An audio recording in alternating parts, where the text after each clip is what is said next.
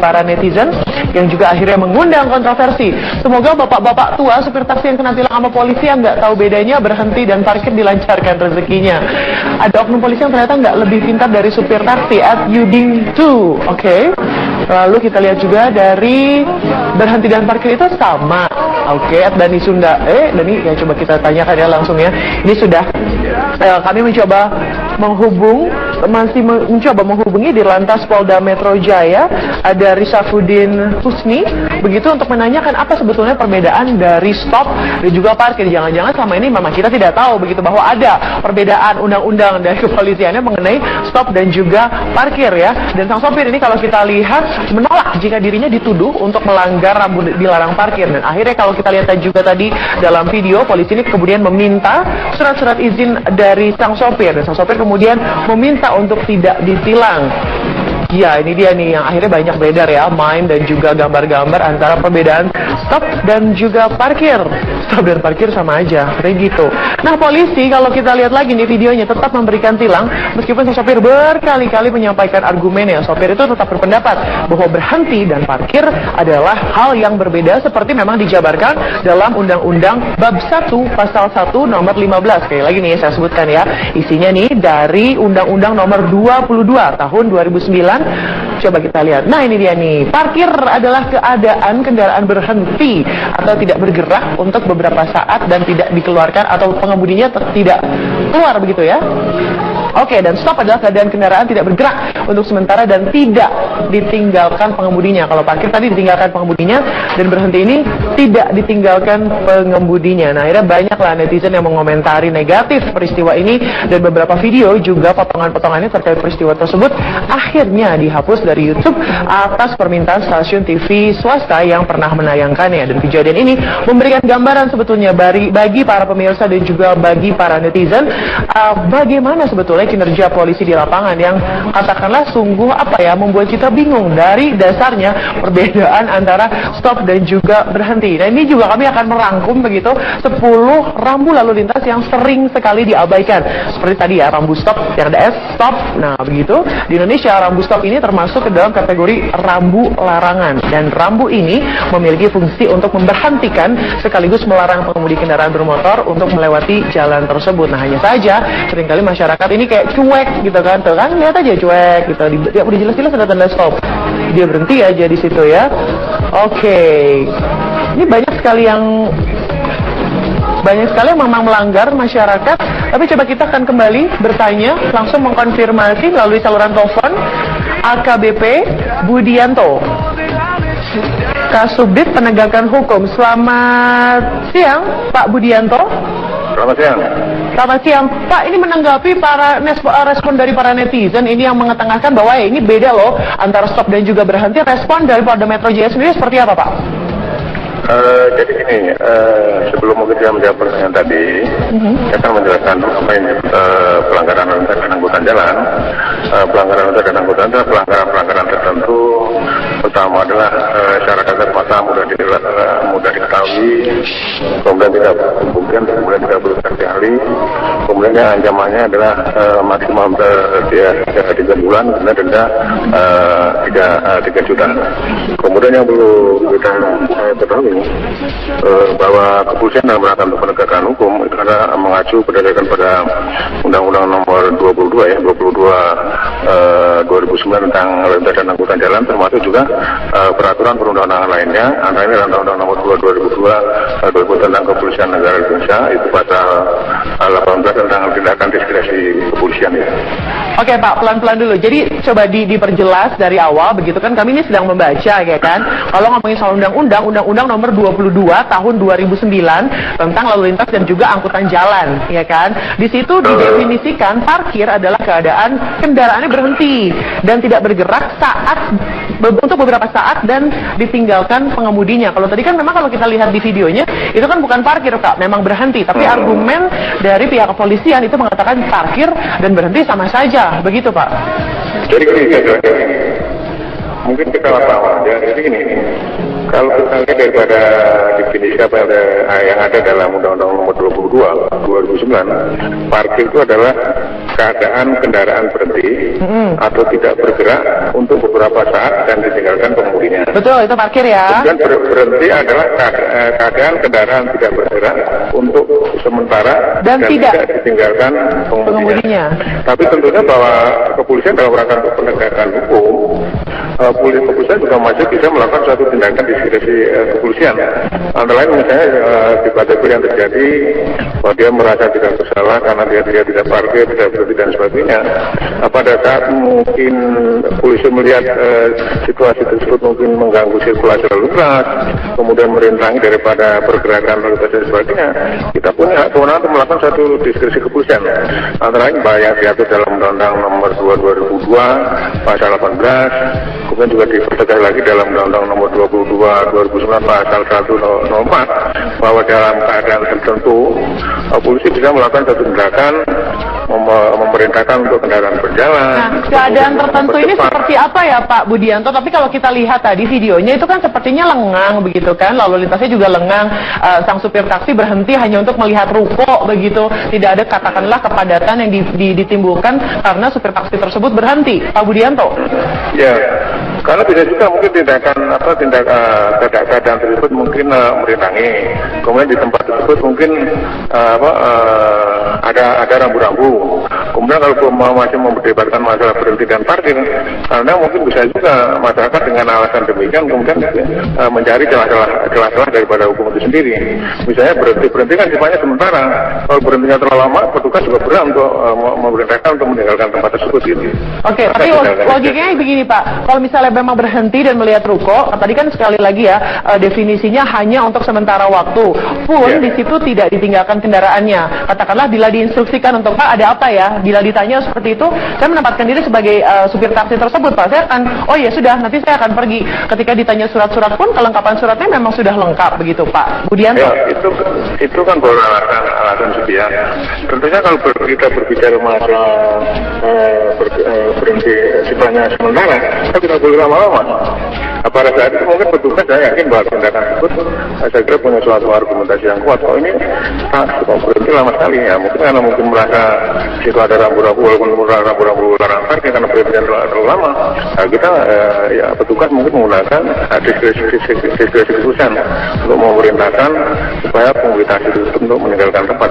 Karena dalam rangka diskresi kepolisian, kalau pengemudi kendaraan bermotor kemudian tidak mematuhi perintah petugas, itu kan juga diatur dalam undang-undang.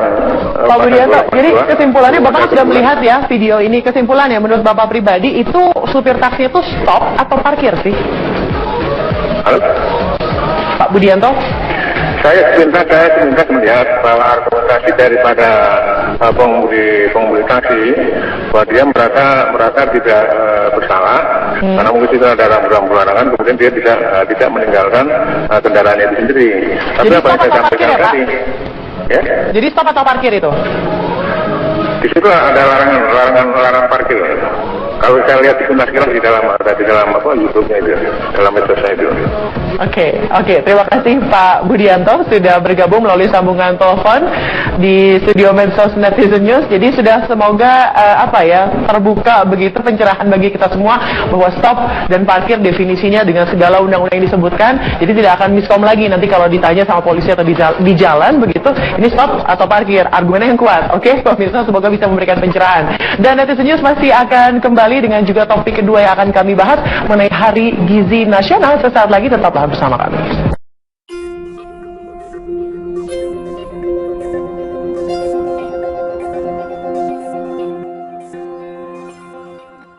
Polres Metro Jakarta Barat menggeledah kompleks perumahan Permata atau yang terkenal dengan sebutan Kampung Ambon di kawasan Cengkareng, Jakarta Barat. Petugas menahan dua pria yang membawa senjata tajam.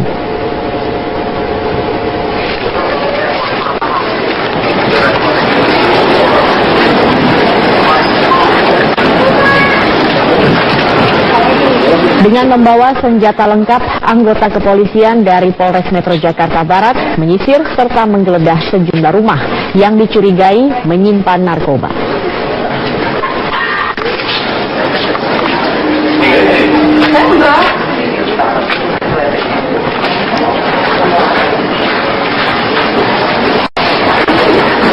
Polisi menginterogasi satu persatu pemilik rumah untuk mengetahui kegiatan penghuni rumah.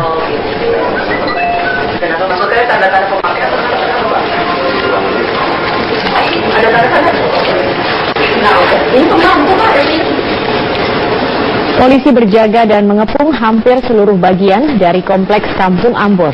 Mencegah bandar narkoba melarikan diri, dalam operasi kali ini 2 orang pria ditahan karena kedapatan membawa senjata tajam. Namun belum diketahui pasti apakah keduanya terlibat dalam kasus kepemilikan atau peredaran narkoba. Untuk mengumpulkan kesimpulan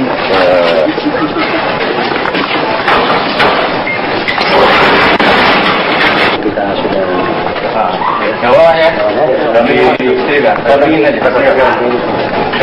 Dari Cengkareng, Jakarta Barat, kami langsung ajak Anda bergabung bersama rekan kami. Ada Rahka Susanto di sana. Rahka, pasca sweeping yang dilakukan oleh Polres Jakarta Barat kemarin, seperti apa aktivitas warga di sekitar Kompleks Permata Cengkareng ini? Saya kira dari pantauan kami pada minggu siang sampai dengan sore hari ini, memang kondisi di sekitar Kampung Permata ini relatif lengang.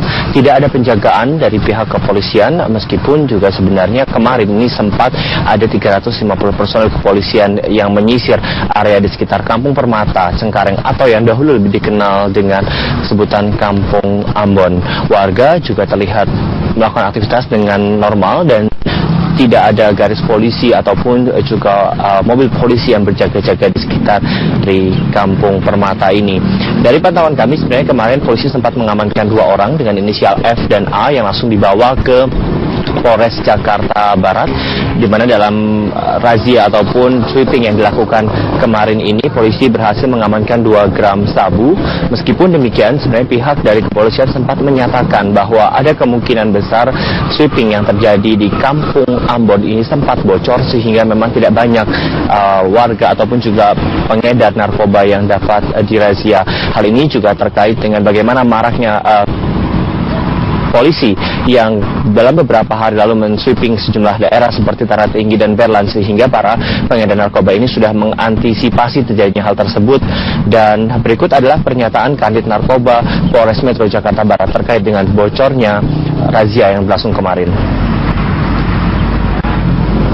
Kemarin penggeledahan di wilayah Kampung Ambon dan sekitarnya itu kita laksanakan pukul 16.00, selesai pukul 17.30 dengan hasil tersangka yang kita amankan atau diduga penyalahguna narkoba yang kita amankan itu ada 2 orang, semuanya laki-laki. Barang bukti yang kami temukan itu ada senjata tajam sejenis samurai dan beberapa alat hisap sabu bong, dan ada beberapa sedikit sisa sabu yang terpakai. Saya kira berbicara mengenai Kampung Permata atau Kampung Ambon, sebenarnya kampung ini memang terkenal sejak tahun 1973 sebagai tempat yang rawan sekali terjadi transaksi narkoba ataupun juga penyalahgunaan narkoba. Tercatat dari tahun 1973, kampung ini memang pertama kali narkoba yang beredar di kampung ini adalah ganja, untuk kemudian terus berkembang dan berkembang hingga berbagai macam jenis narkoba ini ada di kawasan Kampung Ambon. Letaknya yang dekat sekali dengan Bandara Internasional Soekarno-Hatta ini membuat kawasan ini menjadi surga bagi para pecandu narkoba, meskipun sebenarnya dari catatan kami dari tahun 2012 dan 2013 saja polisi terus-menerus melakukan operasi untuk menangkap sejumlah bandar narkoba. Di tahun 2009 di kawasan Kampung Ambon ini banyak sekali lapak-lapak narkoba yang menjajakan berbagai macam jenis narkoba bagi warga ataupun para pemadat yang ingin menggunakan narkoba. Dan pada tahun lalu, pada tahun 2015 di awal tahun, pihak dari kepolisian maupun juga Pemprov DKI melaksanakan semacam program untuk dapat merehabilitasi maupun juga merevitalisasi Kampung Ambon dan mengubah namanya menjadi Kampung Permata, dan juga mendeklarasikan bahwa kampung ini sudah bebas dari narkoba. Namun nyatanya kemarin ini masih ditemukan adanya peredaran narkoba di wilayah Kampung Permata ataupun Kampung Ambon, dan sebenarnya dari data yang kami dapatkan lebih dari 300 warga ini sudah pernah mencoba masuk ataupun merasakan terali besi dari pihak kepolisian dikarenakan peredaran narkoba di wilayah ini. Bukan hanya di Kampung Ambon saja, Zakia, sebenarnya peredaran narkoba di wilayah Jakarta kita dapat sebutkan ini terjadi di beberapa tempat. Saya dapat menyebutkan misalnya di Jakarta Pusat, ini ada 4 wilayah yang diduga menjadi sarang ataupun rawat sekali dari peredaran narkoba. Ada di wilayah Tanah Tinggi, Kampung Bali, Kampung Bonang, dan juga Duri Pulau. Beralih dari Jakarta Pusat, di wilayah Jakarta Barat, ini ada Kampung Ambon ataupun Kampung Permata. Dan bukan hanya wilayah ini saja, ada 2 wilayah lainnya yang diindikasikan rawan peredaran narkoba. Ini adalah Kampung Boncos dan juga daerah Mangga Besar yang juga terkenal sebagai red area di wilayah Jakarta. Di wilayah Jakarta Utara ini ada Cilincing dan juga Warakas. Sementara di daerah Jakarta Timur ini ada Cawang, Duren Sawit, dan juga Matraman. Sementara di wilayah Jakarta Selatan ini ada 3 titik, yaitu di Pasar Minggu, Pasar Manggis, dan juga Tambak. Sampai dengan saat ini wilayah-wilayah ini masih menjadi pekerjaan rumah besar bagi kepolisian maupun juga Badan Narkotika Nasional untuk dapat memberantas narkoba, dikarenakan negara sendiri dalam beberapa tahun terakhir sangat tegas sekali menindak pelaku penyalahgunaan narkoba, bahkan ada hukuman mati bagi mereka yang menyelundupkan narkoba masuk ke Indonesia. Demikian, Zakia, kembali ke studio. Iya, baik, terima kasih Raka Susanto atas informasinya. Meresahkan warga ibu kota. Masyarakat berharap para bandar narkoba yang bermarkas di sejumlah wilayah di ibu kota ini dapat diberantas hingga tuntas karena dianggap sebagai ancaman masa depan bangsa. Ini hanguskan, cuma masih dipelihara dari sudah ada 20-an tahun lah itu, baru bisa ditindak sekarang. Padahal sudah lama. Oh iya, rasa itu bahaya buat generasi yang akan datang. Dengan adanya kampung Berlan yang seperti itu untuk buat anak-anak muda kayaknya bikin resah sekali, karena istilahnya merusak citra bangsa juga. Ya, ini apa, kita mesti, ya warga aja mesti ikut, kalau kiranya ada apa-apa kan dikasih tahu ini apa ke kelurahan apa kemana gitu, biar bisa langsung diberantas. Iya, mesti waspada. Makanya saya sih dengan adanya kemarin penggerebekan itu ya cukup senang juga ya. Mudah-mudahan ya lebih diberantas lagi lah sampai ke akar-akarnya. Pasca pengeroyokan di siapan jelang laga final Piala Sudirman di Gelora Bung Karno, Jakarta, kami sudah bergabung. Ada rekan kami di sana, Livia Ramadanti. Livia, seperti apa suasana di sana? Apakah pendukung masing-masing klub ini sudah mulai ramai berdatangan ke GBK? Ya, Zakia, laga final Piala Sudirman hanya tinggal menghitung jam saja, dan sejak pukul 2 siang hari tadi, kepadatan dari supporter baik dari Mitra Kukar dan juga dari kesebelasan Semen Padang telah mulai memadati kawasan Gelora Bung Karno. Meskipun kick-off baru akan diselenggarakan pada pukul 20.30 waktu Indonesia bagian Barat nanti.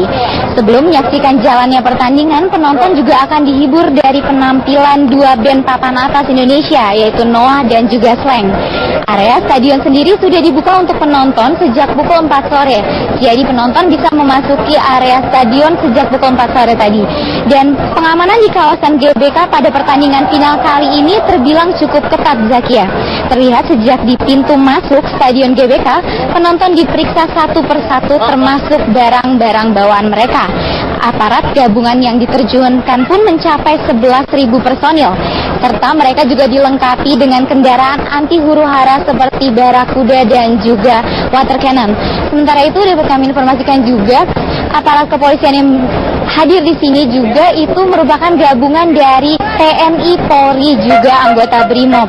Sementara itu dapat kami informasikan pula bahwa tiket yang telah terjual sejauh ini telah mencapai angka 50.000, dan pihak panitia juga telah mempersiapkan tiket tambahan sebanyak 10.000 yang akan dijual di 3 tempat, tepatnya di Plaza Utara, Plaza Timur, dan Plaza Tenggara dari Gelora Bung Karno. Dan sedikit mereview, kedua tim ini sebelumnya pernah bertemu sebanyak 2 kali di pagelaran Piala Sudirman kali ini. Yang pertama pertemuannya ada di babak penyisihan grup B yang dimenangkan oleh Mitra Kukar lewat drama adu penalti. Pertemuan kedua terjadi di 8 besar yang berlangsung di Solo dan kali itu dimenangkan oleh Semen Padang dengan skor tipis 2-1. Dan untuk sementara sekian yang dapat kami laporkan langsung dari kawasan GBK Senayan. Zakia. Iya, baik. Terima kasih atas informasinya. Masih ada 10.000 tiket yang disiapkan oleh panitia bagi Anda yang ingin menyaksikan pertandingan. Terima kasih Livia Ramadanti atas informasinya. Pemirsa, kita akan Firman, ribuan supporter telah memadati Stadion Utama Gelora Bung Karno. Aparat gabungan TNI Polri disiagakan untuk menjaga jalannya pertandingan yang akan disaksikan langsung oleh Presiden Joko Widodo. Sejak pintu utama stadion dibuka pada pukul 14 waktu Indonesia Barat, ribuan penonton mulai antre memasuki area stadion untuk menyaksikan laga final yang mempertemukan kesebelasan Mitra Kukar dengan Semen Padang.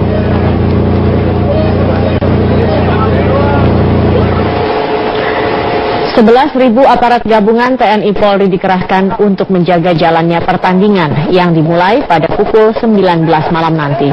Rencananya Presiden Joko Widodo akan menyaksikan laga pamungkas kompetisi Piala Jenderal Sudirman ini.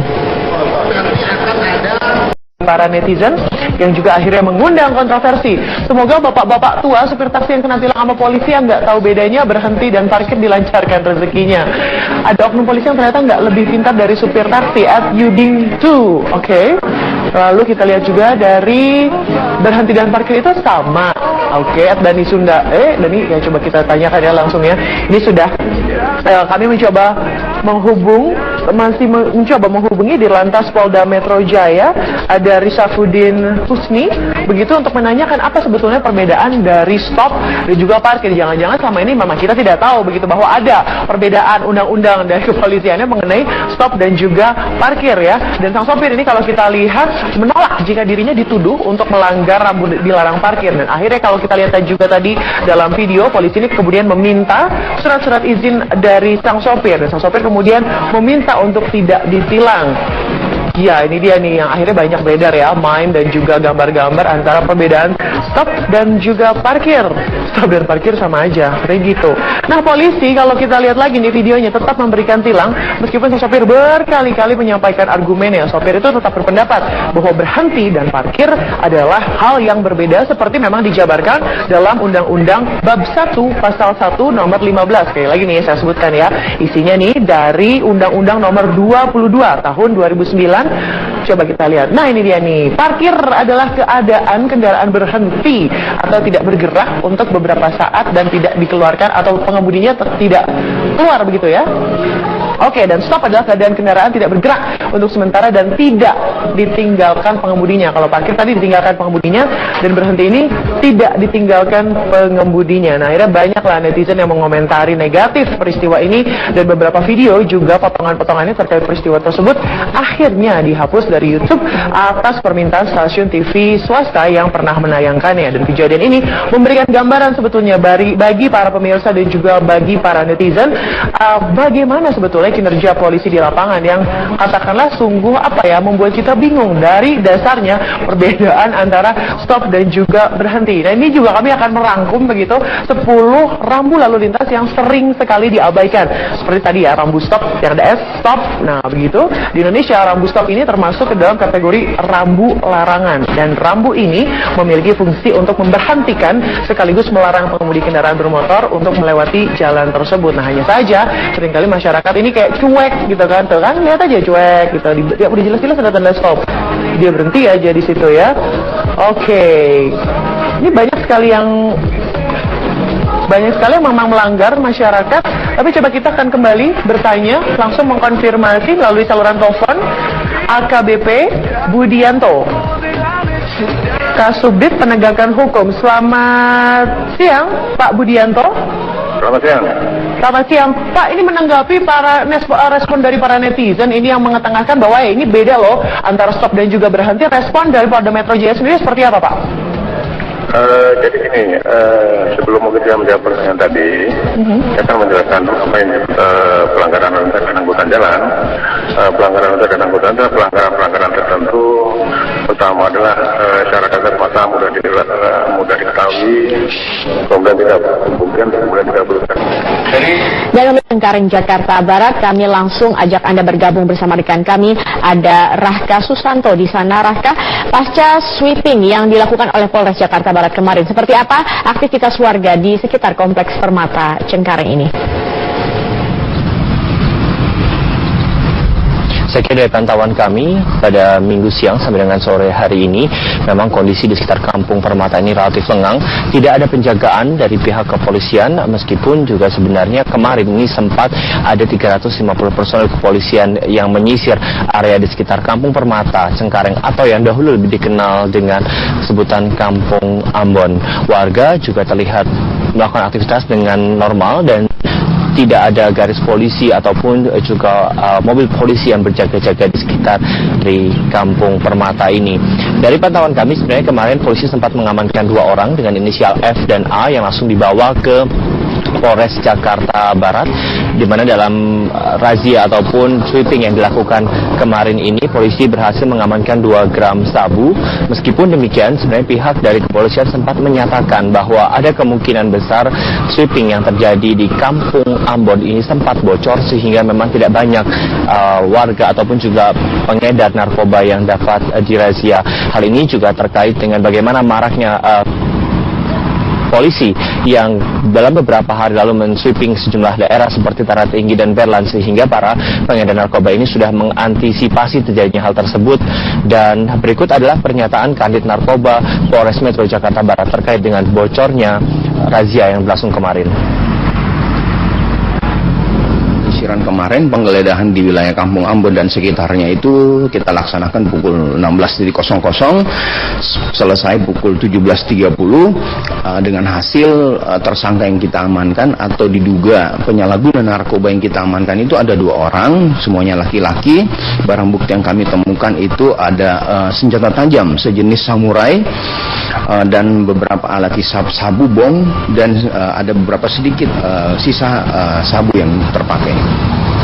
Saya kira berbicara mengenai Kampung Permata atau Kampung Ambon, sebenarnya kampung ini memang terkenal sejak tahun 1973 sebagai tempat yang rawan sekali terjadi transaksi narkoba ataupun juga penyalahgunaan narkoba.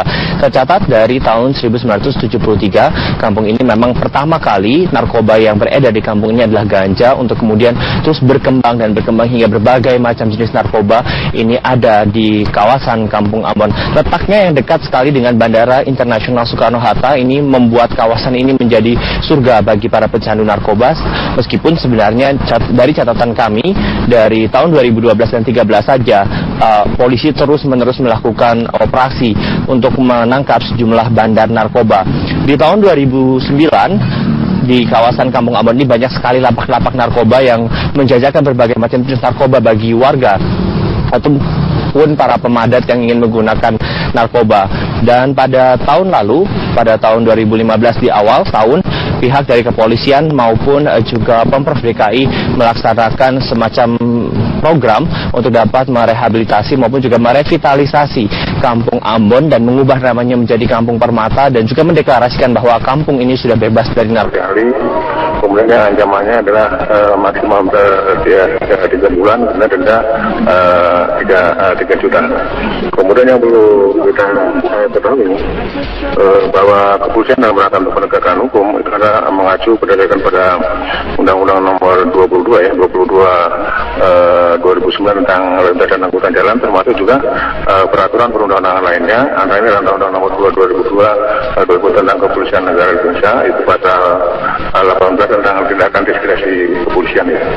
Oke Pak, pelan-pelan dulu. Jadi coba diperjelas dari awal, begitu kan, kami ini sedang membaca ya kan. Kalau ngomongin soal Undang-Undang Nomor 22 tahun 2009 tentang lalu lintas dan juga angkutan jalan, ya kan. Di situ didefinisikan parkir adalah keadaan kendaraannya berhenti dan tidak bergerak untuk beberapa saat dan ditinggalkan pengemudinya. Kalau tadi kan memang kalau kita lihat di videonya itu kan bukan parkir Kak, memang berhenti. Tapi argumen dari pihak kepolisian itu mengatakan parkir dan berhenti sama saja, begitu Pak? Jadi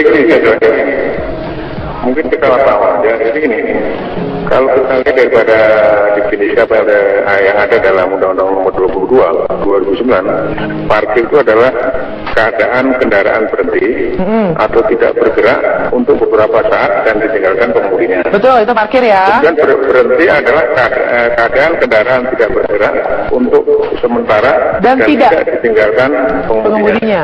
Tapi tentunya bahwa kepolisian dalam rangka untuk penegakan hukum, kepolisian juga masih bisa melakukan suatu tindakan diskresi kepolisian.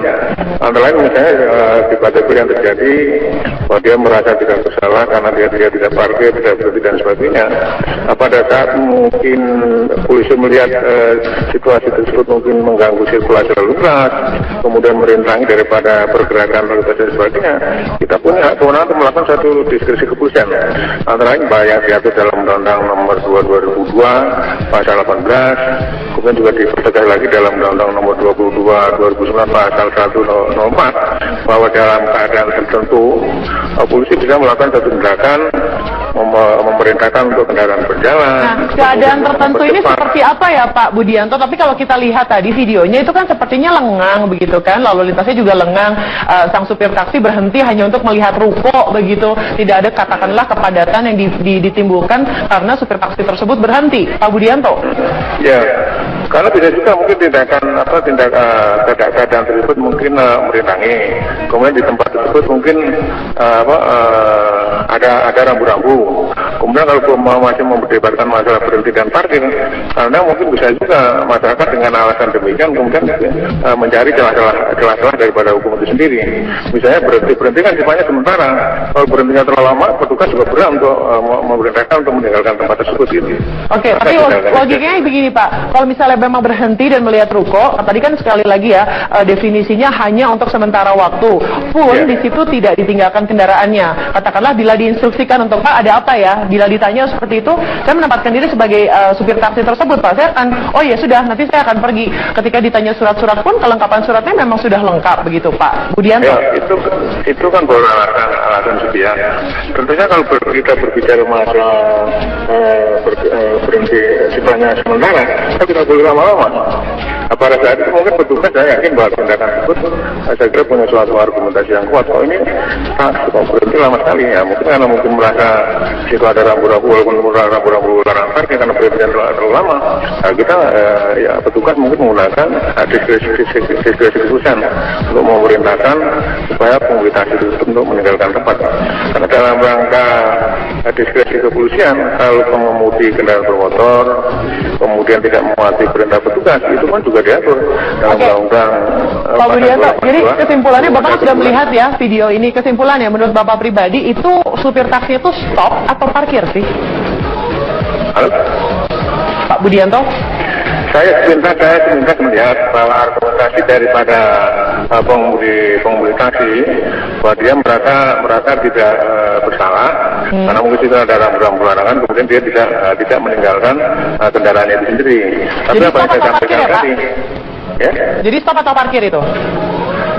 Di situ ada larangan parkir. Kalau saya lihat itu sekilas di dalam YouTube-nya itu, dalam medsosnya itu. Oke, terima kasih Pak Budianto sudah bergabung melalui sambungan telepon di studio Medsos Netizen News. Jadi sudah semoga terbuka begitu pencerahan bagi kita semua bahwa stop dan parkir definisinya dengan segala undang-undang yang disebutkan. Jadi tidak akan miskom lagi nanti kalau ditanya sama polisi atau di jalan begitu, ini stop atau parkir, argumennya yang kuat. Oke, pemirsa semoga bisa memberikan pencerahan. Dan Netizen News masih akan kembali dengan juga topik kedua yang akan kami bahas mengenai Hari Gizi Nasional. Sesaat lagi tetaplah bersama kami.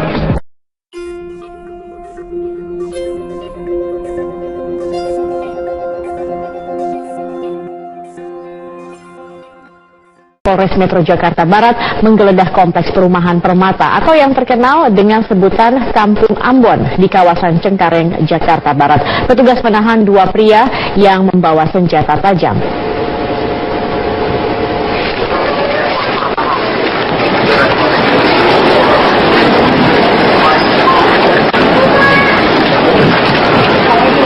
Dengan membawa senjata lengkap, anggota kepolisian dari Polres Metro Jakarta Barat menyisir serta menggeledah sejumlah rumah yang dicurigai menyimpan narkoba.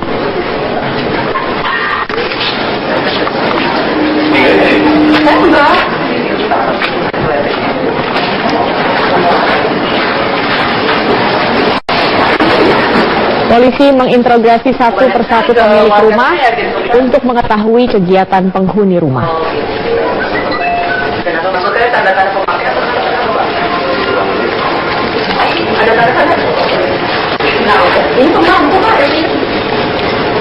Polisi berjaga dan mengepung hampir seluruh bagian dari kompleks Kampung Ambon. Mencegah bandar narkoba melarikan diri, dalam operasi kali ini 2 orang pria ditahan karena kedapatan membawa senjata tajam. Namun belum diketahui pasti apakah keduanya terlibat dalam kasus kepemilikan atau peredaran narkoba.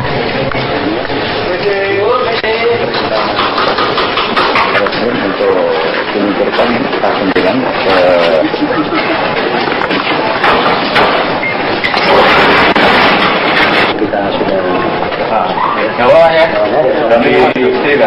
kita sudah narkoba.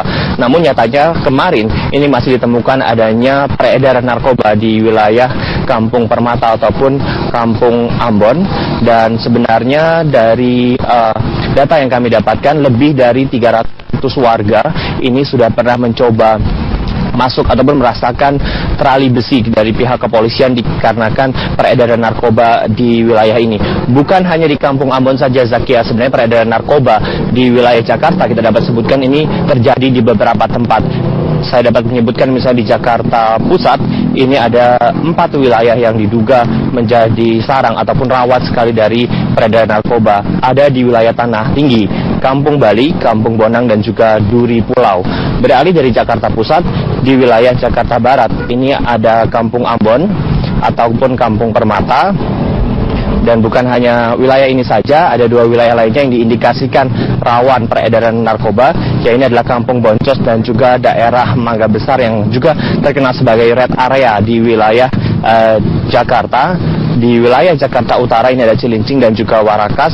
Sementara di daerah Jakarta Timur ini ada Cawang, Duren Sawit, dan juga Matraman. Sementara di wilayah Jakarta Selatan ini ada 3 titik, yaitu di Pasar Minggu, Pasar Manggis, dan juga Tambak. Sampai dengan saat ini wilayah-wilayah ini masih menjadi pekerjaan rumah besar bagi kepolisian maupun juga Badan Narkotika Nasional untuk dapat memberantas narkoba, dikarenakan negara sendiri dalam beberapa tahun terakhir sangat tegas sekali menindak pelaku penyalahgunaan narkoba, bahkan ada hukuman mati bagi mereka yang menyelundupkan narkoba masuk ke Indonesia. Demikian, Zakia, kembali ke studio. Iya, baik, terima kasih Raka Susanto atas informasinya. Meresahkan warga ibu kota. Masyarakat berharap para bandar narkoba yang bermarkas di sejumlah wilayah di ibu kota ini dapat diberantas hingga tuntas karena dianggap sebagai ancaman masa depan bangsa. Ini hanguskan, cuma masih dipelihara dari sudah ada 20-an tahun lah itu. Baru bisa ditindak sekarang. Padahal sudah lama. Oh iya, rasa itu bahaya buat generasi yang akan datang. Dengan adanya kampung Berlan yang seperti itu untuk buat anak-anak muda kayaknya bikin resah sekali, karena istilahnya merusak citra bangsa juga. Ya, ini apa, kita mesti, ya warga aja mesti ikut, kalau kiranya ada apa-apa kan dikasih tahu ini apa ke kelurahan apa kemana gitu biar bisa langsung diberantas. Iya, mesti waspada. Makanya saya sih dengan adanya kemarin penggerebekan itu ya cukup senang juga ya. Mudah-mudahan ya lebih diberantas lagi lah sampai ke akar-akarnya. Pasca pengeroyokan di siapan jelang laga final Piala Sudirman di Gelora Bung Karno, Jakarta, kami sudah bergabung. Ada rekan kami di sana, Livia Ramadanti. Livia, seperti apa suasana di sana? Apakah pendukung masing-masing klub ini sudah mulai ramai berdatangan ke GBK?